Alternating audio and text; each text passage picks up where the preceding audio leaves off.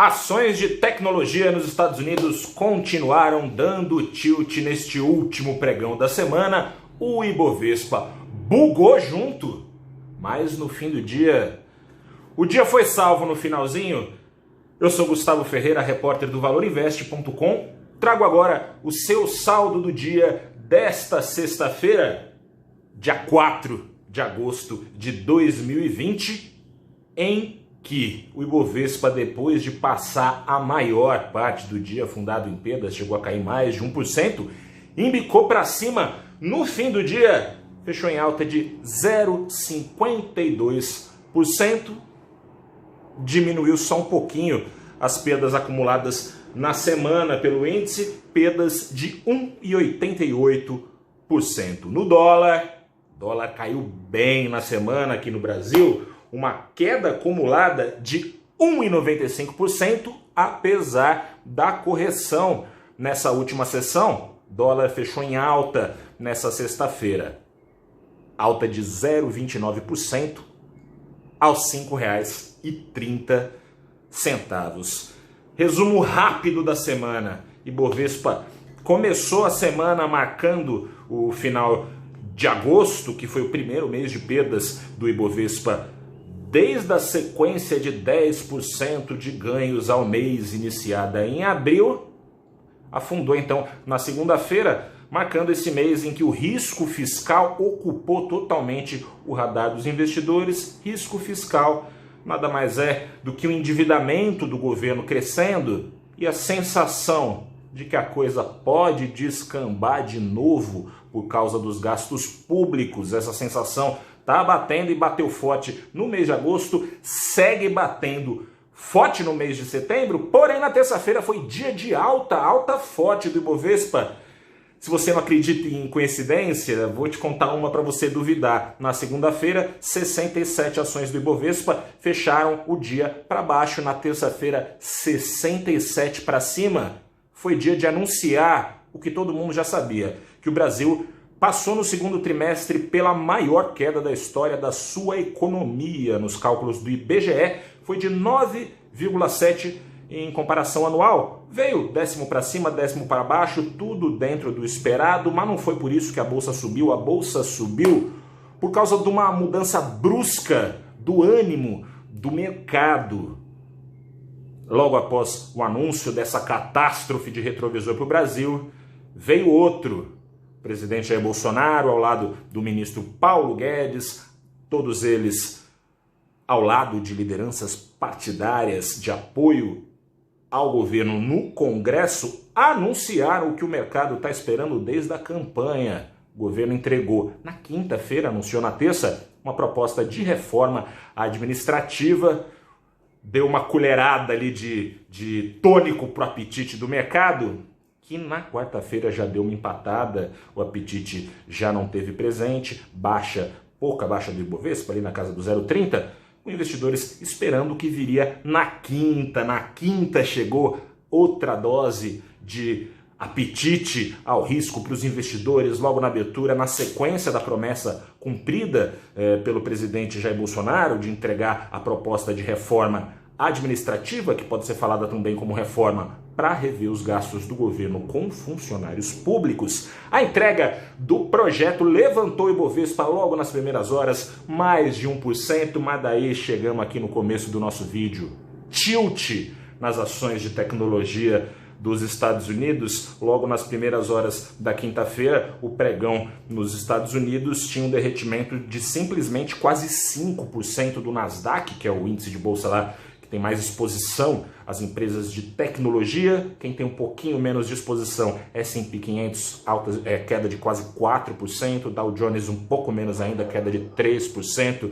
Com essas quedas no principal centro financeiro do mundo, fica difícil qualquer animação com reforma administrativa segurar o apetite por risco, até porque a reforma administrativa, embora bem-vinda e desejada pelo mercado há tempos, ela não ataca o problema imediato que tem tirado o sono do mercado em relação à economia brasileira, como falava, o endividamento do Brasil. Nesse ano, estima-se que vai saltar ali da casa dos 85%, 90% até o fim do ano para os 100%. A gente começou o ano com uma trajetória de dívida mais ou menos estabilizada em 2019, com a aprovação da reforma da Previdência, que vai na mesma direção da reforma administrativa, mas para diminuição de gastos com aposentadorias, e teve também ali, se você está lembrado muito bem, o teto de gastos de 2017. Você está lembrado sim, está lembrada sim, porque só se fala disso no mercado.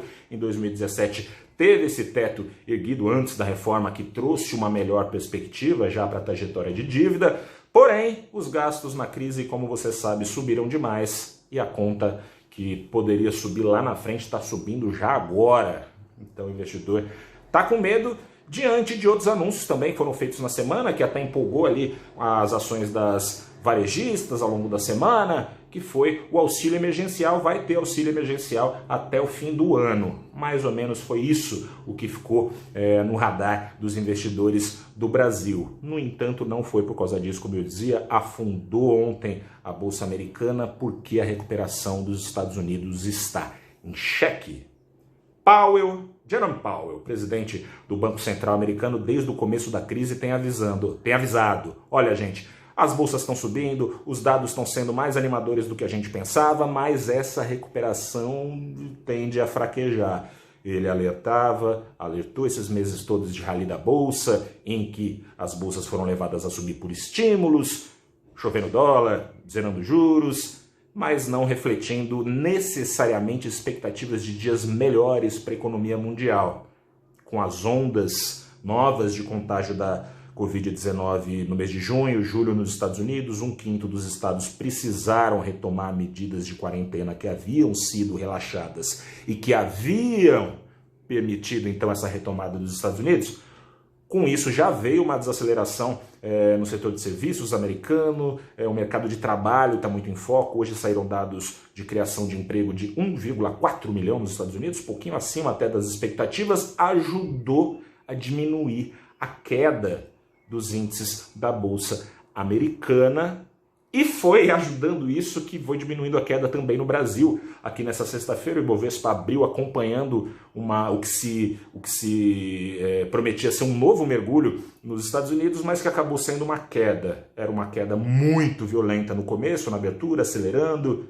Ficou ali na casa de 1%, 2% a queda dos índices nos Estados Unidos, o que permitiu essa desaceleração das quedas lá, uma desaceleração ainda maior aqui. Estava todo mundo para baixo, ação de bancos, algumas subiram, Petrobras subiu, Vale subiu, Petrobras só um pouquinho, mas não ficou para baixo, já ajuda. Vale subiu bem, mais de 1%, B3 reagiu, estava para baixo, subiu quase 1%.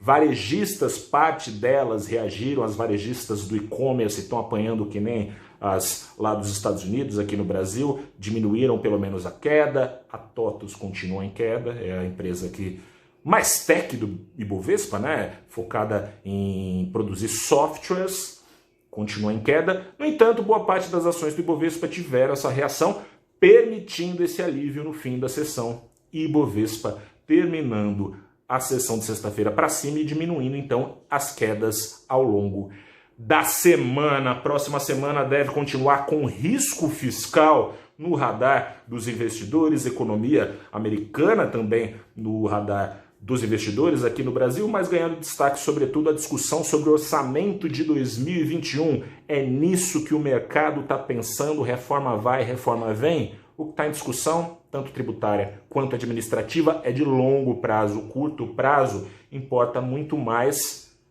para a questão do endividamento do Brasil, que é urgente. Converso na terça-feira, excepcionalmente, não na segunda-feira, por causa do feriadão aí, né?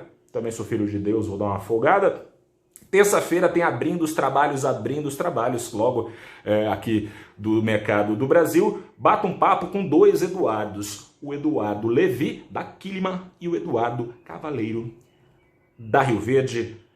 Nos encontramos com vocês na terça-feira. Espero que você possa descansar um pouco aí, tirar um pouco o pé do acelerador, seja no home office, seja você que já está trabalhando fora de casa, que possa segurar a onda, colocar um pouco a cabeça para descansar, que os dias seguem pesados e essa crise não parece ter data definida para logo, para acabar. Volto a falar sobre ela e sobre os impactos dela no seu bolso com você também na terça-feira aqui no saldo do dia, como sempre, depois de todo o pregão. Bom descanso para você, boa faxina, bom fim de semana, bom seja lá o que você for fazer. A gente se fala na semana que vem. Eu sou Gustavo Ferreira, repórter do Valor Invest. Grande abraço